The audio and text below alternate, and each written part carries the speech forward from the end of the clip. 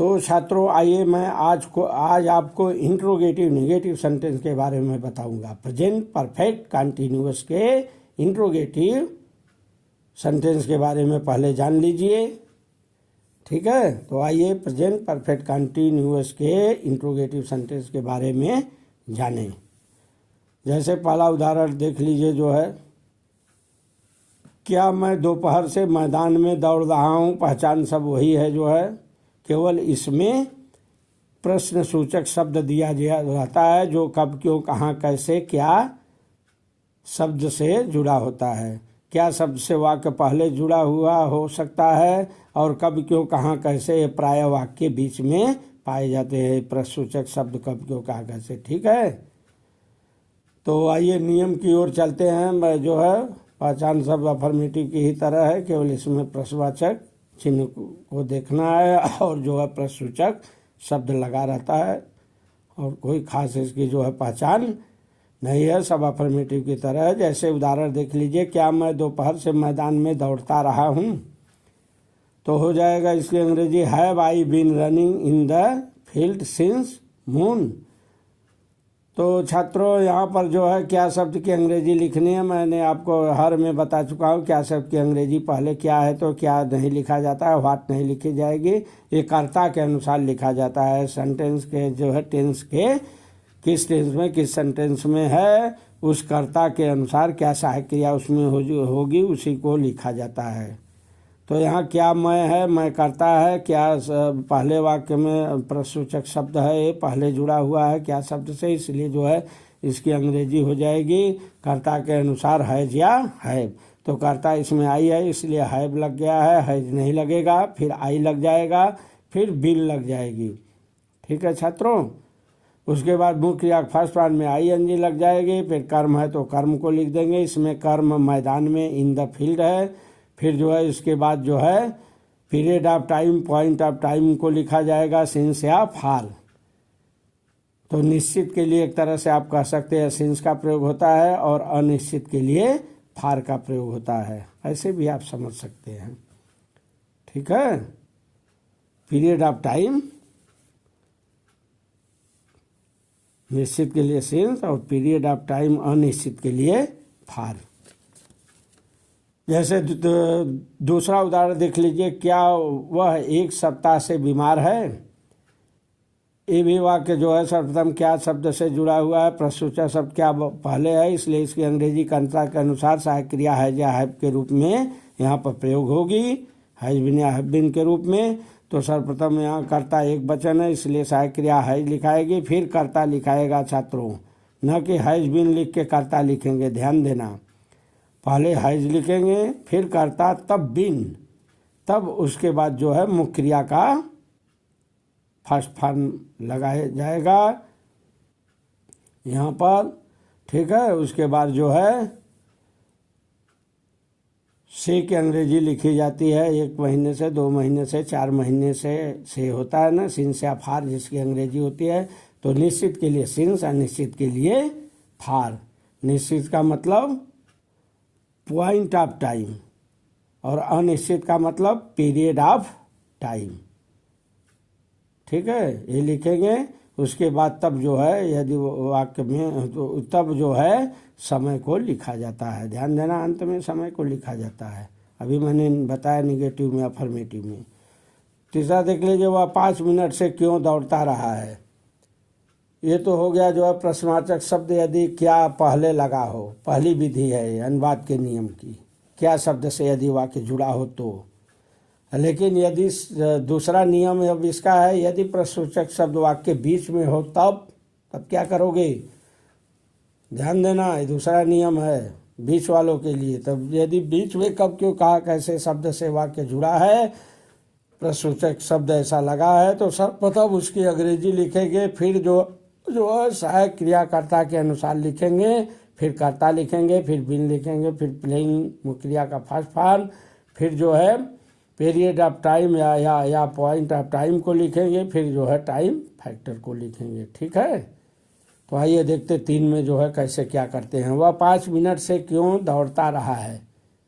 क्योंकि अंग्रेजी सर्वप्रथम इसको आप बहरे कर देंगे व्हाई हो जाएगा। फिर कर्ता आप ढूंढेंगे जो है एक वचन है कि बहुवचन है, उसके अनुसार सहायक क्रिया लिख देंगे दूसरे नंबर पर, तो हैज हो जाएगा। एक वचन वह करता है इसलिए हैज हो जाएगा। फिर जो है छात्रों ही लिखेंगे, तब उसके बाद कर्ता के अंग्रेजी लिखेंगे ही, तब उसके बाद जो है बिन लगाएंगे। ध्यान देना, पहले प्रश्नसूचक शब्द को लिखेंगे, फिर जो है सहायक क्रिया हैज या हैव लिखेंगे। हैज बिन या हैव बिन नहीं लिखेंगे, हैज केवल लिखेंगे।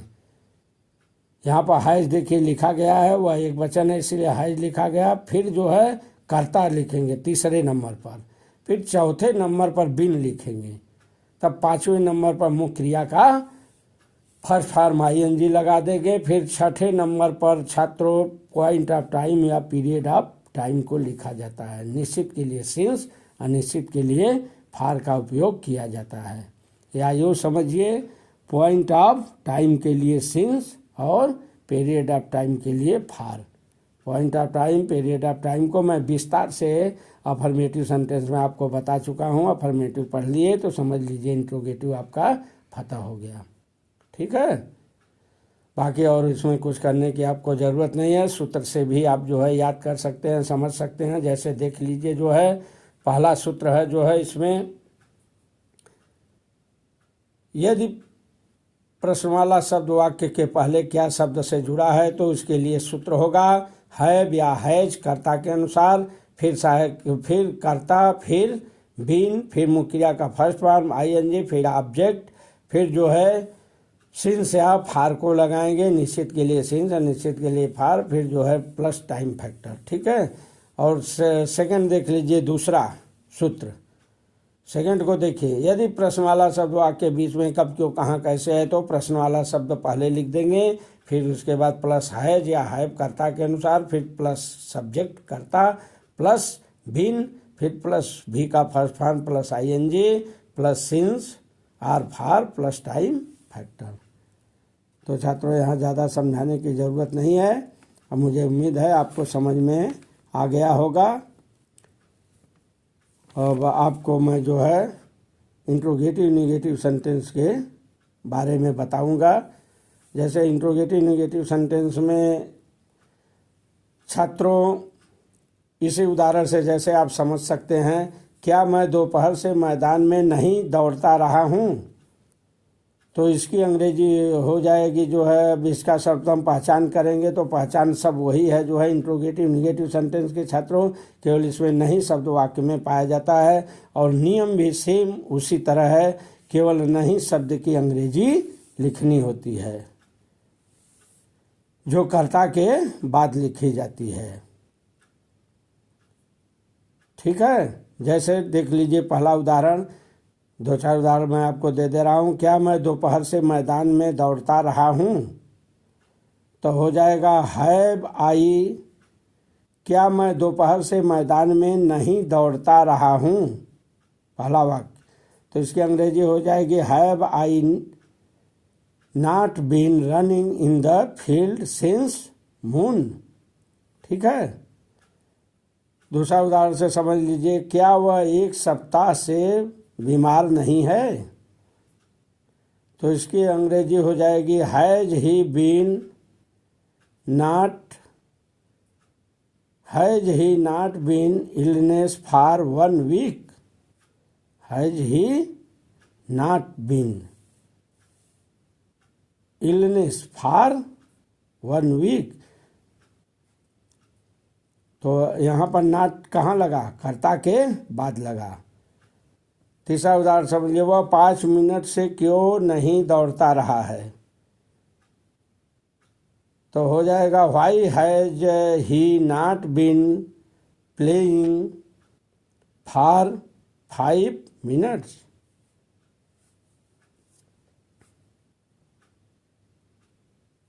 ठीक है, सेम नियम जो है इंट्रोगेटिव की तरह है, केवल इसमें कर्ता की अंग्रेजी लिखनी है जो आपको, केवल इसमें नॉट की अंग्रेजी लिखनी है जो आपको कर्ता के बाद बताया जा रहा है। देख लीजिए कर्ता के बाद हर में लगा हुआ है। ठीक है, जैसे देख लीजिए पहले उदाहरण में, क्या मैं दोपहर से मैदान में नहीं दौड़ता रहा हूँ, तो have I not been running in the field since noon. तो ऐसा करके आता है और कोई खास इसमें बातें नहीं है। इसके लिए सूत्र हो जाएगा, यदि कर्ता एक वचन है तो इसके लिए सूत्र हो जाएगा कर्ता के अनुसार हैज या have plus S plus not plus been plus V का first form plus object plus since और फॉर प्लस टाइम फैक्टर। और यदि प्रश्न वाला शब्द वाक्य बीच में है, नहीं शब्द से जुड़ा हुआ है, तो उसके लिए सूत्र हो जाएगा जो है प्रश्न वाला शब्द प्लस हैज या have plus subject plus not plus been plus V का first form plus ING plus since और फॉर प्लस टाइम फैक्टर।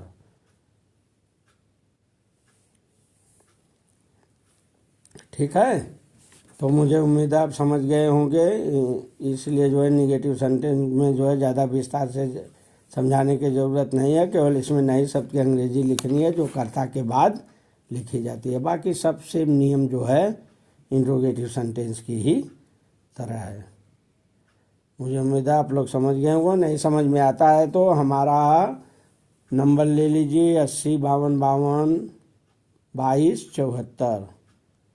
ये हमारा नंबर है, आप इससे हमें बात करिए, कांटेक्ट करिए। मैं आपको हजारों बार समझाने के लिए किसी भी समय तैयार रहूँगा। तो इस तरह से छात्रों आपका जो है प्रेजेंट इंडेफिनिट खत्म हो गया, प्रेजेंट कंटिन्यूअस खत्म हो गया, प्रेजेंट परफेक्ट खत्म हो गया, प्रेजेंट परफेक्ट कंटिन्यूअस आज आपका समाप्त हो गया। ठीक है, इस तरह से आपका जो है प्रेजेंट टेंस खत्म हुआ। 4 भाग होता है ना प्रेजेंट टेंस के, present indefinite, present continuous, present perfect continuous. तो आज प्रेजेंट परफेक्ट कंटिन्यूअस भी आपका समाप्त हो गया। इस तरह से प्रेजेंट टेंस समाप्त हुआ। हर टेंस में जैसे 4 भाग हुए थे, तो 4 चौके 16 सेंटेंस आपका हो गया। 16 सेंटेंस को आपने भली बात समझा, पहचाना, जाना, 16 प्रकार के नियमों को समझा है। इसके लिए आप लोगों को बहुत बहुत धन्यवाद। नहीं आता है तो हमसे कांटेक्ट कीजिए, सलाह लीजिए। तब तक के लिए धन्यवाद।